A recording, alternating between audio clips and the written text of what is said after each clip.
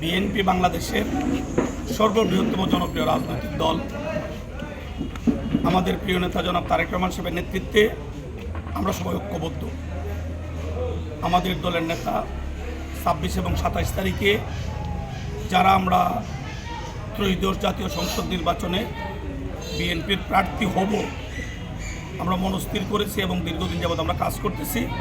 আমাদের সকলকে উনি ঢাকা ডেকেছেন এবং দলের পক্ষে আমাদের কি কি করণীয় উনি বিস্তারিত আলোচনা করেছেন এবং আমরা ওইখানেই ওনার সামনে আমরা প্রতিশ্রুতি দিয়ে আসছিলাম যে দলের প্রয়োজনে, দেশের প্রয়োজনে দলের চেয়ারম্যান সাহেব, আমাদের পার্লামেন্টারি বোর্ড, স্ট্যান্ডিং কমিটি তারা যে সিদ্ধান্ত নেবেন দেশনেত্রী বেগম খালেদা জিয়ার পরামর্শে, এই সিদ্ধান্তের বাইরে আমরা কেউ কোনো ধরনের আমাদের অবস্থান আমরা শো করব না। যথারীতি আপনারা লক্ষ্য করেছেন গতকালকে দুপুর 12:30টায় আমাদের দলের স্থায়ী কমিটির মিটিং, দলের ভারপ্রাপ্ত চেয়ারম্যান শ্রদ্ধা তারেক রহমান সাহেবের সভাপতিত্বে স্থায়ী কমিটির সকল সদস্যের উপস্থিতিতে দীর্ঘ 3.5 ঘন্টা আলোচনা হয়েছে। পরবর্তীতে প্রেস কনফারেন্সে আমরা বাংলাদেশের 10টি বিভাগীয় শহরের সাংগঠনিক সম্পাদক, শহর সাংগঠনিক সম্পাদকরা উপস্থিতিতে 237টি আসন প্রার্থী নাম ঘোষণা করা হয়েছে এবং অন্যান্য দল জোটের সঙ্গে আমাদের দীর্ঘদিনের যে আন্দোলন, যুগপৎ আন্দোলন, এই আন্দোলনে যারা অগ্রণী ভূমিকা পালন করেছেন এবং আমাদের দলের আরও কিছু যোগ্য মানুষ নির্বাচনে থাকবেন, এই বিবেচনায় কিছু আসন নির্ধারিত করে রাখা হয়েছে এবং খুব অল্প সময়ের মধ্যেই এগুলি মিডিয়ার মাধ্যমে দেশবাসীর সামনে ঘোষণা করা হবে। কালকে মহাসচিব মহোদয় 237 জনের নাম প্রকাশের পরে সারা বাংলাদেশে social media, electronic media, print media, online portal সব কিছুর মাধ্যমে বিএনপি যেহেতু বড় একটি রাজনৈতিক দল, মানুষের আগ্রহের প্রেক্ষিতে এগুলো ব্যাপকভাবে প্রচারিত হয়েছে। গতকালকে প্রচারের পরে আজ পর্যন্ত এখন পর্যন্ত 24-26 ঘন্টা হয়ে গেছে। একটি ছোট্ট ঘটনা ছাড়া বাংলাদেশের আর কোনো জায়গায় যে দলের এই সিদ্ধান্তকে চ্যালেঞ্জ করে কেউ কোনো কথা বলেছেন বা প্রতিবাদ করেছেন এমন ঘটনা কিন্তু কোনো মিডিয়ায় আসেনি। এ থেকে প্রমাণিত হয় যে বিএনপি একটি সুশৃঙ্খল রাজনৈতিক দল। আমাদের দলের মধ্যে শৃঙ্খলা আছে। আমরা যে স্লোগান দিই ব্যক্তির চেয়ে দল বড়, দলের চেয়ে দেশ বড়, এটা শুধু স্লোগানের বিষয় নয়, এটা আমাদের হৃদয়ের কথা, এটা আমাদের অন্তরের কথা। আমরা এটা প্রমাণ করেছি। আমাদের প্রিয় নেতা বলেছেন তারেক রহমান সাহেব যে আমাদের দলে দীর্ঘ 17 বছর এই পালিয়ে যাওয়া শেখ হাসিনার কারণে জাতীয় নির্বাচন সময় মতো অনুষ্ঠিত না হওয়া এবং জাতীয় নির্বাচন যেটাও অনুষ্ঠিত হয়েছে পাতানো, সেটাও আবার নিয়ন্ত্রিত ছিল, সেখানে আমরা ভোটে অংশগ্রহণ করতে পারি নাই। আমাদের প্রার্থীরাও সেই নির্বাচনে অংশগ্রহণ, দলীয়ভাবে যেহেতু আমরা অংশগ্রহণ করিনি, আমাদের প্রার্থীরা অংশগ্রহণ করার সুযোগ ছিল না। সেই জন্য আমাদের দলে প্রতিটা আসনে 5 জন, 7 জন, 8 জন, কোনো কোনো জায়গায় 10 জন পার্লামেন্টের মেম্বার হওয়ার মতো উপযুক্ত ব্যক্তিরা কিন্তু এই দীর্ঘদিন মাঠে ময়দানে চষে বেরিয়েছেন, জনসংযোগ করেছেন এবং দলের পক্ষে দলের 31 দফা বলেন, অন্যান্য কর্মসূচি বলেন, আন্দোলনের সংগ্রামে তারা অগ্রণী ভূমিকা পালন করেছেন। দল আমরা তাদের কাছে কৃতজ্ঞ। যেহেতু একজনের বেশি প্রার্থী দেওয়ার কোনো সুযোগ নেই, সেই বিবেচনায় সকলের মধ্য থেকে একজনকে প্রার্থী ঘোষণা করা হয়েছে।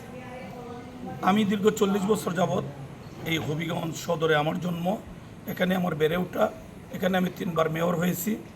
18 সালের পার্লামেন্ট ইলেকশন আমার দলের পক্ষে পৌরসভার মেয়র পদ রিজাইন করে আমি এখানে করেছিলাম। রেজাল্ট কী হয়েছিল সেটা তো দিনের ভোট আগের রাত্রি শেষ, সেটা তো আপনারাই ভালো জানেন। তো আমার সাথে আমার আরও 2 ভাই তারাও আমাদের দলের কাছে আবেদন করেছিলেন এবং মহাসচিব এবং চেয়ারম্যান মহোদয় 2 দফা যে সভা আহ্বান করেছিলেন, সেখানে এনামুল হক সেলিম এবং ডক্টর আবদাল তারা সেখানে গিয়েছিলেন। একদিন কামাল উদ্দিন সেলিমও গিয়েছিলেন। তো যেহেতু গতকালকে আমাদের দলের এই ঘোষণার আগেই আমাদের দলের ভারপ্রাপ্ত চেয়ারম্যান সারা দেশের প্রার্থীদেরকে বলেছেন যদি দলের প্রার্থিতা ঘোষণা করা হয়, প্রার্থীর পক্ষে অথবা প্রার্থী যদি কোনো মিষ্টি বিতরণ, হই হুল্লা, ফুল বিতরণ অথবা রাস্তায় কোনো উল্লাস করেন, তাহলে এটা অপরাধ বলে বিবেচিত হবে। এবং যারা নমিনেশন পাবেন তাদের প্রথম এবং প্রধান দায়িত্ব, যারা আপনার সঙ্গে প্রতিযোগিতা করেছেন অথবা নির্বাচনে অংশগ্রহণের আগ্রহ প্রকাশ করেছিলেন, সর্বপ্রথম তাদের বাড়িতে যাবেন এবং তাদেরকে নিয়েই যেন আমাদের পথ চলা হয়। সেই নির্দেশনা অনুযায়ী আমি গত রাত্রে আমাদের সিলেট ডিভিশনের 19টি আসনের সম্ভাব্য প্রার্থী যারা পেয়েছেন, যারা পাননি, সবার সাথেই দীর্ঘ সময় ঢাকাতে আমার সময় দিতে হয়েছে। পরে আমি বেশ সাথে ডক্টর আবদাল আমার ক্লাসমেট এবং সদরের প্রার্থী ছিলেন, আমি ওনাকে ফোন করেছি এবং কুশল বিনিময় করেছি। সেও খুব ভালোভাবে নিয়েছে এবং বলছে যেহেতু দল তোমাকে দিছে, আমরা মিলেমিশে একসাথে কাজ করব। আমি তারা ধন্যবাদ জানিয়েছি এবং বলছি যে তার বাসায় যাব, তার অসুস্থ মা ওনার সাথে দেখা করে আসবো। পরে আমি এনামূলক সেলিমকে ফোন দিছি, সে আরও আন্তরিক হয়ে বলছে যে ভাই আপনি আমার বাসায় আসবেন কেন, আমি আসবো আপনার এখানে। আমি বলছি না, তুমি প্রার্থী ছিলা বা দল আগ্রহ প্রকাশ করছো, আমাকে যেহেতু দল বিবেচনা করছে আমি তোমার বাসায় আসবো। এবং আমরা এখন প্রস্তুতি নিছি, এই কিছুক্ষণের মধ্যেই আমরা আবদাল এবং এনামূলক সেলিমের সাথে দেখা করার জন্য আমরা বেরিয়ে পড়ব। আজকে দুপুরে কামাল উদ্দিন সেলিম মহাসচিবের ওই মিটিং অ্যাটেন্ড করে পরবর্তীতে চেয়ারম্যান মহোদয়ের মিটিং অ্যাটেন্ড করতে পারিনি। তারপর আমি কামাল উদ্দিন সেলিমকে টেলিফোন করছি দুপুরে পরে 1:15 দিকে। তারও আমি একই কথা বলছি যে তোমার বাড়ি হবিগঞ্জ, আমার বাড়ি হবিগঞ্জ, আমরা মিলেমিশে আমাদের এই সিটটা কনফার্ম করার জন্য আমাদেরকে কাজ করতো। সে বলছে ভাই অতীত আপনার সাথে ছিলাম 18 সালে কঠিন নির্বাচনে, যেমন কেউ গাড়িতে আপনার সাথে উঠতে ভয় পাইতেছিল, সেই সময় আপনার সঙ্গে সঙ্গ দিছি, যে কোনো প্রয়োজনে দলের প্রয়োজনে আমি আবারও আপনার সাথে থাকবো, সেজন্য তার আমি ধন্যবাদ জানাই। এই ঘটনাগুলো এই জন্য বললাম যে আগেকার বিএনপি আর বর্তমান বিএনপির মধ্যে তফাৎ।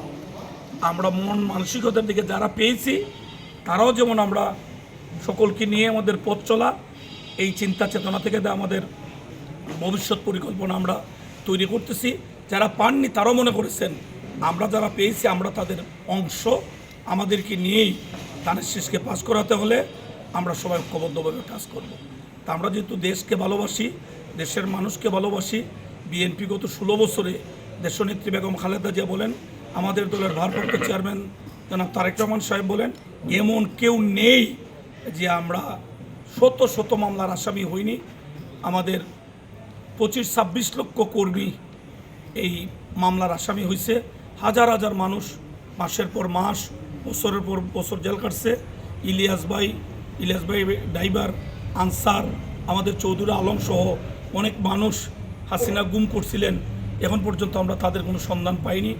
আমাদের রিঙ্গন বলেন, আওয়াল বলেন, SM সিতু বলেন, অসংখ্য আমরা সাইদুর বলেন, ইয়ামিন বলেন, অসংখ্য মানুষ চিরদিনের জন্য এই পুলিশের ছোড়াগুলি এবং আওয়ামী লীগের ছোড়াগুলিতে পঙ্গু হয়ে গেছেন। এই বিষয়গুলি কিন্তু আমাদের বিবেচনায়। আমাদের ছাত্রদলের কর্মী, আমাদের শাস্তানগরের বাসিন্দা রিপন শীল নির্মমভাবে আওয়ামী লীগ এবং পুলিশের ছোড়াগুলিতে নিহত হয়েছে।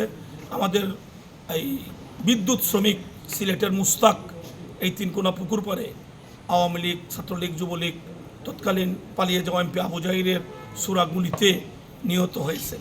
এগুলা কিন্তু আমরা সবাই ব্যতীত আমাদের অনেক মানুষ রক্ত দিয়েছে। আমি নিজেও এই আন্দোলন সংগ্রামে কী পরিমাণ ক্ষতিগ্রস্ত হয়েছি সব তো মিডিয়ার মাধ্যমে হবিগঞ্জবাসী দেখছে। সেই জন্য আমরা সবথেকে বড় যে জিনিস আমরা মনে করছি, আমরা যদি ঐক্যবদ্ধ থাকতে পারি তাহলে আমাদের বিজয় ছিনিয়ে নেওয়ার এই দুঃসাহস কেউ দেখাবে না। সেই জন্য আমরা দেশের প্রয়োজনে, দলের প্রয়োজনে এবং আমাদের নিজের এলাকার উন্নয়নের স্বার্থে আমরা সবাই ঐক্যবদ্ধ। খালেদা জিয়া তারেক রহমানের নির্দেশনা অনুযায়ী যখন যা করার আমরা তখনই তা করব। আমরা মিডিয়ার বন্ধুদেরকে অনুরোধ করব যে আপনারা খেয়াল রাখবেন, আমরা কিছু কিছু জিনিস আপনাদের মাধ্যমে আমরা প্রশাসনেরও দৃষ্টি টানতেছি। এই যে পালিয়ে যাওয়া লোকজন, তাদের কাছে হাজার হাজার কোটি টাকা জনগণের টাকা তারা চুরি করে নিয়ে গেছেন।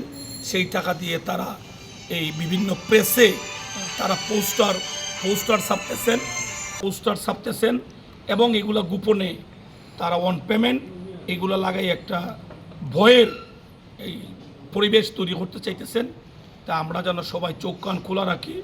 আমাদের বাসাবাড়িতে প্রত্যেকের অনেকগুলি সিসি ক্যামেরা, আমরা যদি এগুলো তদারকি করি, যদি আমাদের আশেপাশে দেয়ালে বলেন আর অন্যান্য জায়গায় যারা এই পোস্টারগুলি লাগাচ্ছে অথবা দেয়াল লিখন করতেছে তাদের অসৎ উদ্দেশ্য যদি আমরা বুঝতে পারি এবং প্রশাসনকে অবহিত করি, আমার বিশ্বাস সেনাবাহিনী মাঠে সক্রিয় এবং পুলিশও সক্রিয়, অন্যান্য বাহিনী সক্রিয়, এগুলার এবং করে বিনষ্ট করতে হবে। নির্বাচন পর্যন্ত নষ্ট করার দুঃসাহস যাতে তারা না দেখাতে পারে, সেই জন্য আমরা যারা 17 বছর ভোট দিতে পারি নাই, আমরা প্রত্যেকটা মানুষ যেন আমরা ব্যান্ডগার্ড হিসাবে রাষ্ট্রের প্রয়োজনে আমরা আমাদের দায়িত্ব পালন করি। সেই জন্য আমি সবাইকে অনুরোধ করব, আর প্রশাসনকে অনুরোধ করব যে দায় সারা কথাবার্তা থেকে আপনাদেরকে বেরিয়ে আসতে হবে। এগুলা যারা লাগায় জনগণ আপনাদেরকে ধরাই দিবে, সরকার আপনাদেরকে লক্ষ লক্ষ টাকা বেতন দিয়ে ওই সম্মানিত চেয়ারে বসাইয়া দায়িত্ব পালনের জন্য বলছে, আর আপনারা এগুলা ওভারলুক করবেন। এগুলা যদি না হয় মানুষ কিন্তু প্রতিরোধ যে কোনো সময় গড়ে তুলতে পারে। মানুষের মনের মধ্যে অনেক দুঃখ, অনেক যন্ত্রণা। সেই জন্য আমরা প্রশাসনকে অনুরোধ করব যে এই সমস্ত অতি বিস্তারের আগেই এগুলাকে অঙ্কুরে বিনষ্ট করতে হবে। সেই জন্য আমাদের গোয়েন্দা সংস্থা যারা মাঠে আছেন, যে এজেন্সির হন না কেন, এগুলা কিন্তু আকাশ থেকে পড়তেছে না, যে কোনো প্রেসে ছাপতেছে, যে কোনো লোকজন আনতেছে, যে কোনো লোকজন লাগাচ্ছে। এগুলা এই যে হবিগঞ্জে আমাদের আগস্টের স্মৃতি, জুলাইয়ের স্মৃতি 24-এর, এগুলা যারা মুছে ফেলছে, ওই এখন পর্যন্ত তো তাদের বিরুদ্ধে খুব একটা জোরালো অ্যাকশন হয়েছে, এটা তো আমরা দেখতে পারতেছি না। তা আমরা চাই এই সমস্ত বিষয়ে প্রশাসন আরও বেশি সতর্ক হইবেন। অন্যান্য সময় যে পালিয়ে যাওয়া সরকারের মতো দায় সারাগুজের বক্তব্য ওনাদের কাছ থেকে আমরা আশা করি না। যেহেতু একটা অন্তর্বর্তীকালীন নির্দলীয় সরকার, ওনাদের উপর রাজনৈতিক কোনো চাপ নাই, ওনারা নিরপেক্ষভাবে কাজ করতেছেন, ওনারা সারা দেশের মানুষকে স্বস্তিতে শান্তিতে রাখবেন। হবিগঞ্জের মানুষ হিসাবেও আমরা নিরাপদে স্বস্তিতে শান্তিতে থেকে আমরা ত্রয়োদশ সংসদ নির্বাচনটি একটি উৎসবমুখর পরিবেশে আমরা অংশগ্রহণ করতে চাই। এটাই আপনাদের মাধ্যমে ভোটার এবং প্রশাসনের প্রতি আমাদের আবেদন রইল। ধন্যবাদ।